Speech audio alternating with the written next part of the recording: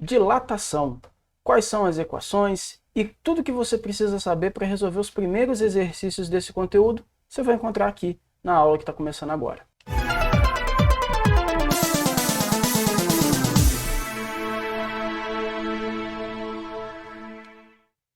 Olá, meu caro estudante, seja muito bem-vindo. Sou o Guilherme, sou professor de Física. Hoje nós vamos comentar a respeito de dilatação.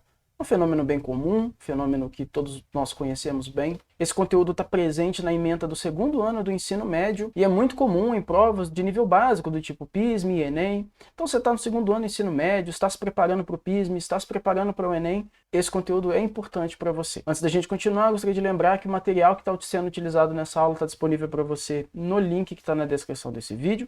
Então, se você quiser acompanhar de perto, é só clicar e acessar. Existe um menu para você pular diretamente para as partes que te interessam. E, finalmente, eu gostaria de pedir que você deixe o seu like. Se você gostou da aula, se você gostou desse conteúdo, que você deixe o seu like, que você clique no botão de inscrição e que principalmente compartilhe com seus amigos. De repente, você tem colegas que estão com dificuldade nesse mesmo conteúdo e essa aula de hoje pode ser esclarecedora para eles também. Vamos lá, então. Muito bem, quando a gente fala de dilatação, a gente está falando basicamente do comportamento da matéria, da substância, né? De aumentar suas dimensões, aumentar seu tamanho, quando submetido a uma variação de temperatura. Ou seja, quando você esquenta uma substância, esse material aumenta de tamanho e o efeito reverso também acontece. Quando você resfria uma substância, o material ele diminui de tamanho. A gente chama esse fenômeno de contração. Só que a dilatação ou a contração vão acontecer sempre respeitando o mesmo comportamento. O que eu quero dizer é que o tanto que a substância em geral vai aumentar ou vai reduzir vai depender basicamente de três informações. É isso que nós vamos discutir agora, é isso que eu vou mostrar para vocês agora aqui. Então, de maneira geral e maneira assim, bem direta, a dilatação sempre vai depender de três fatores. Das dimensões iniciais. Dimensões iniciais significa o tamanho inicial, né? Qual é o tamanho que esse objeto tinha. A dilatação também vai depender da substância. Isso quer dizer, basicamente, que dependendo de qual substância você tiver, ela pode dilatar mais ou menos. Pensa, por exemplo, numa barra de metal e numa barra de madeira. A barra de metal, intuitivamente, a gente já imagina que vai sofrer uma dilatação diferente de uma barra de madeira. Essa que é a ideia. E vai depender também da variação de temperatura. Então, se você pegar uma barra de metal, por exemplo, e aquecer ela de 10 graus Celsius até 110 graus Celsius, ela vai sofrer uma dilatação muito maior do que se você pegar a mesma barra e aquecer de 100 graus Celsius até 110. Por quê? Porque a diferença de temperatura é maior. Esse tipo de comportamento acontece porque quanto maior a diferença de temperatura, né, o intervalo de temperatura que você aquece, que você submete aquele material ao aquecimento, quer dizer que o grau de agitação das partículas vai ficar cada vez mais elevado o estado final em relação ao estado inicial. Se as partículas, as moléculas que formam a barra de metal estão muito mais agitadas do que estavam antes, a tendência natural é que elas aumentem o espaçamento de uma para outra, consequentemente produzindo uma dilatação mais significativa. Tá? Existem três modelos que a gente usa, três modelos matemáticos na hora da gente fazer conta, em basicamente três situações que a gente vai se deparar quando estiver falando de dilatação. A primeira delas é o que a gente chama de dilatação linear. E o que significa essa dilatação linear? Significa que você vai estar trabalhando com modelos ou com situações em que apenas o comprimento é importante para o seu cálculo. Então, toda vez que você tiver que resolver problemas, cabos, fios, cordas, todos esses casos, somente o comprimento vai ser importante. Pensa, por exemplo, num fio de cabelo. Embora o fio de cabelo tenha espessura, é claro que o comprimento do fio de cabelo é muito mais importante do que a espessura dele.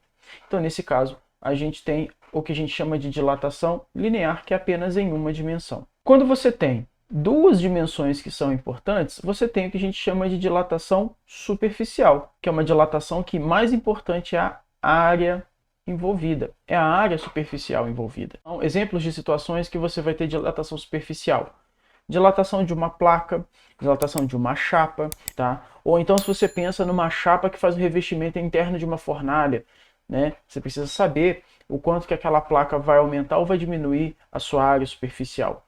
São todos exemplos de situações que a gente tem a dilatação superficial, tá? E o terceiro modelo, o terceiro caso, que é o caso mais geral, que vale basicamente para todas as demais aplicações, que é a dilatação volumétrica, que é a dilatação em que todas as dimensões, ou seja, o volume, todas as dimensões, ou seja, o volume daquela substância é importante para você. Exemplo de dilatação, de situações em que dilatação volumétrica é importante. Um bloco, qualquer substância no estado líquido, você sempre vai calcular a dilatação volumétrica. E matematicamente, a equação que rege o comportamento da dilatação, seja linear, seja superficial, seja volumétrica, é a mesma e depende daqueles três fatores. Para cada caso, linear, superficial e volumétrica, a única coisa que vai alterar vão ser as dimensões envolvidas no seu problema. Então, quando você estiver se deparando com uma situação que tem dilatação linear, a expressão matemática vai ser dilatação, vai depender do comprimento inicial, vai depender da substância e vai depender da variação de temperatura. Esse fator alfa que eu escrevi aqui no meio, a gente dá o nome de coeficiente de dilatação linear e indica a facilidade que aquela substância tem para poder dilatar. Quanto maior o valor do alfa, mais fácil ele vai conseguir dilatar. Com menos temperatura, ele dilata uma quantidade maior. Aqui, L a gente está usando para representar comprimento, né, já que estamos falando de dilatação linear, e L0 o comprimento inicial. E T se refere à temperatura. Se a gente estiver tratando de uma dilatação superficial, a expressão tem uma cara muito parecida. A dilatação superficial depende da área inicial, depende da substância e depende da variação de temperatura. Esse fator beta que aparece aqui, ele tem a mesma finalidade do fator alfa que aparece aqui em cima. É indicar a dependência da substância. O beta, se no alfa a gente tinha um coeficiente de dilatação linear, no beta a gente vai ter um coeficiente de dilatação superficial. E aqui vale uma relação interessante entre eles. O coeficiente de dilatação superficial é 2 vezes o coeficiente de dilatação linear. Em algumas situações pode ser interessante que a gente utilize essa relação. E finalmente o caso mais geral, que é a dilatação volumétrica, você tem que a dilatação volumétrica vai depender do volume inicial, vai depender da substância e vai depender também da variação de temperatura. Aqui o fator importante que indica a dependência da temperatura é esse fator gama que aparece aqui embaixo. Ele tem a mesma finalidade do fator beta na dilatação superficial e a mesma finalidade do fator alfa na dilatação linear.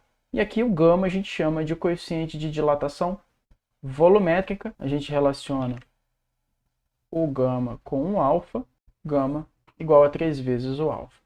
Tá? Então assim, de maneira geral, você consegue observar que a expressão matemática para os três casos, ela tem a mesma cara. O que vai mudar basicamente são as situações para te dizer quais são os valores que você vai utilizar. Se é um fio, dilatação linear, e aí você vai pensar no comprimento. Se é uma chapa, uma placa, dilatação superficial, e aí você vai pensar na área. Se é um volume, uma substância com volume qualquer, um bloco ou alguma coisa assim, você vai pensar no volume desse objeto. Então assim, não é nada muito sofisticado.